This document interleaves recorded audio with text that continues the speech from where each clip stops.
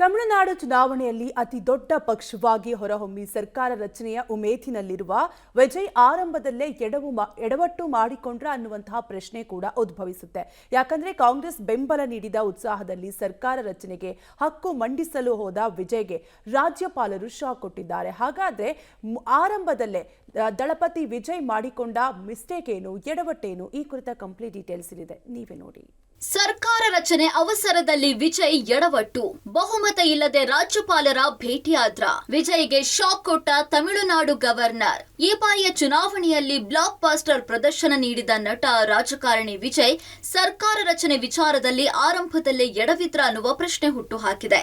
TVK ಅಧ್ಯಕ್ಷ ವಿಜಯ್ ನಿನ್ನೆ ತಮಿಳುನಾಡಿನ ರಾಜ್ಯಪಾಲರನ್ನ ಭೇಟಿಯಾಗಿ ಸರ್ಕಾರ ರಚನೆಗಾಗಿ ಹಕ್ಕು ಮಂಡಿಸಿದ್ದಾರೆ.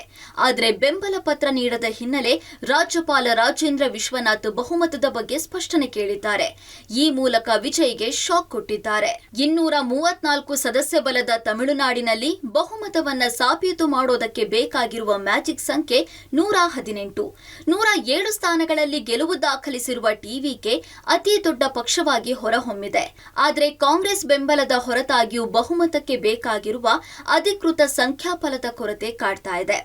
ಬೆಂಬಲದ ಬಗ್ಗೆ ಇತರೆ ಪಕ್ಷಗಳು ಬೆಂಬಲ ಪತ್ರ ನೀಡಿದ ಹಿನ್ನೆಲೆ ಬಹುಮತದ ಬಗ್ಗೆ ರಾಜ್ಯಪಾಲರಿಗೆ ಮನತಟ್ಟು ಮಾಡಿಸುವುದಕ್ಕೆ ವಿಜಯ್ಗೆ ಸಾಧ್ಯವಾಗಿಲ್ಲ. ಕಾಂಗ್ರೆಸ್ನ 5 ಸ್ಥಾನಗಳನ್ನ ಸೇರಿಸಿದ್ರೆ ಟಿವಿಕೆ ಸಂಖ್ಯಾಬಲ 112ಕ್ಕೆ ಏರಿಕೆಯಾಗುತ್ತೆ.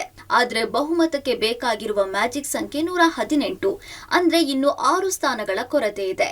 ಆ 6 ಶಾಸಕರ ಬೆಂಬಲ ಯಾವ ಪಕ್ಷದಿಂದ ಸಿಗಲಿದೆ ಅಂತ ವಿಜಯ್ ವಿವರಿಸಿಲ್ಲ ಎನ್ನಲಾಗಿದೆ. ಹೀಗಾಗಿ ಸಂಖ್ಯೆಗಳ ಕೊರತೆ ಹಿನ್ನೆಲೆ ಸರ್ಕಾರ ರಚನೆಗೆ ಅನುಮತಿ ನೀಡಬೇಕೋ ಬೇಡವೋ ಅನ್ನೋದಕ್ಕೆ ಕಾನೂನು ಸಲಹೆ ಪಡೆದು ತಿಳಿಸೋದಾಗಿ ಹೇಳಿದ್ದಾರೆ. ಟಿವಿಕೆ ಶಾಸಕರು ರೆಸಾರ್ಟ್ನಲ್ಲಿ ವಾಸ್ತವ್ಯ. 108 ಟಿವಿಕೆ ಶಾಸಕರನ್ನ ಮಹಾಬಲಿಪುರಂನ ಬಳಿಯ ಐಷಾರಾಮಿ ರೆಸಾರ್ಟ್ಗೆ ಶಿಫ್ಟ್ ಮಾಡಲಾಗಿದೆ. ಹೈಕಮಾಂಡ್ ಅನುಮತಿ ಇಲ್ಲದೆ ಯಾರು ಹೊರಬರುವಂತಿಲ್ಲ ಅಂತ ಕಟ್ಟುನಿಟ್ಟಿನ ಆರ್ಡರ್ ಮಾಡಲಾಗಿದೆ. ಈ ರೆಸಾರ್ಟ್ ಈಗ ತಮಿಳುನಾಡು ರಾಜಕೀಯದ ವಾರ್ ರೂಮ್ ಆಗಿ ಬದಲಾಗಿದೆ.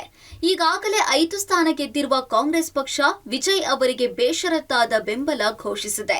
ಆದ್ರೂ ವಿಜಯ್ಗೆ ಇನ್ನು 6 ಶಾಸಕರ ಕೊರತೆ ಕಾಡ್ತಾ ಇದೆ.